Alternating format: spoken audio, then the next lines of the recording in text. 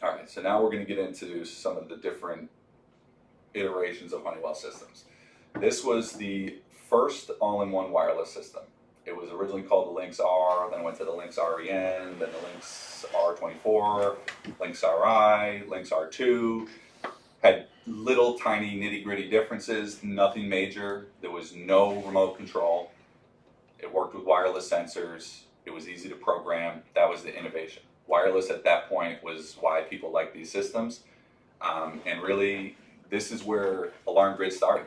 A system could not be sold online through our model before these types of systems came out because people were just not going to run wires through their house.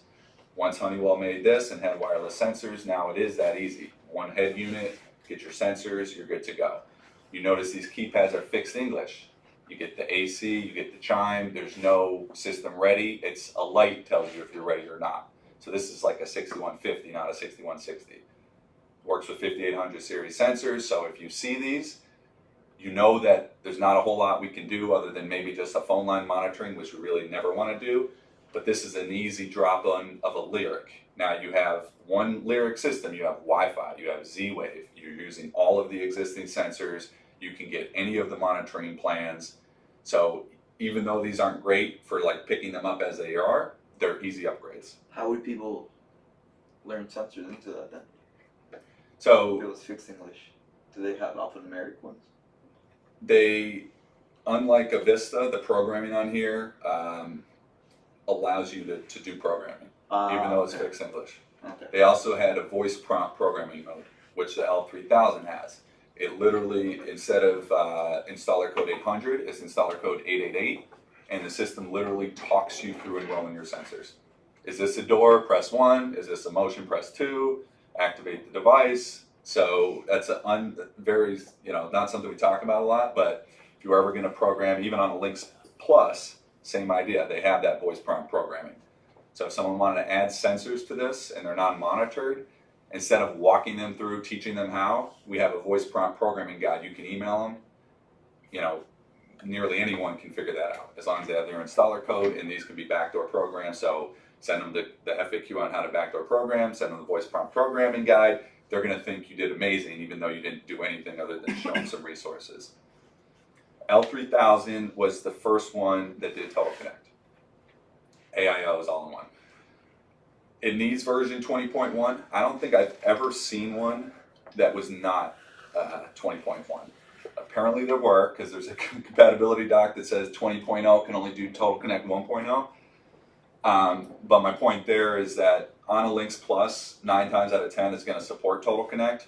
And you can always ask them, do you have Total Connect now? And they'll know if it's 2 or 1. And if it's 1, then obviously maybe it is a 20 and probably not worth upgrading to a new Lynx Plus at that point. You just jump up to a Lyric or a Lynx Touch. Total Connect 1 been discontinued. It's still available, you just can't reactivate a new one today. So if you have it, it's still available. It's going to get dropped sooner than later, but if someone has a system that's working with Total Connect 1.0 now, it will continue to work. So they legacy or grandfather people in? Basically, yeah. The app's still alive, they're just not taking anyone on new because they know they're pushing to the new platform. They don't want to keep putting people on that old platform. This one does not do internet anymore. There used to be a communicator for it, the 7847i-L. That's been discontinued. There's some hoops you could jump through to put a 7847i on here, because of course people like the idea of the cheap $10 option, so they might call you and say, oh, I want your South Bronze. If they don't already have a cell communicator in there and they're thinking they can just do internet option, you kind of tell them it's easier to just go to a Lyric. Because the likelihood of them being able to run an Ethernet from their router to where this is at the front door and mount, an 8x8 box right there, even though that's technically possible, it's not even worth going over that option. Just tell them there's no internet option, there is an AT&T 3G option, and there's a Verizon CDMA card. That's the CDMA-L3. That's not one we sell a lot, but that's one good one to know about if someone did want to continue to use this system and just upgrade. It does limited Z-Wave support through the 5800Z bridge. I don't know if you guys are familiar with that system. It was before the Z-Wave, the actual Z-Wave module for the Lynx Touch. It's a little Z-Wave adapter that ties into the system through RF, and you can tie up to 4 thermostats or lights to it. Not something that's really sold anymore, but just something I threw on there. Now this one's alphanumeric as well. You can see it says armed away. And again, the voice prompt program.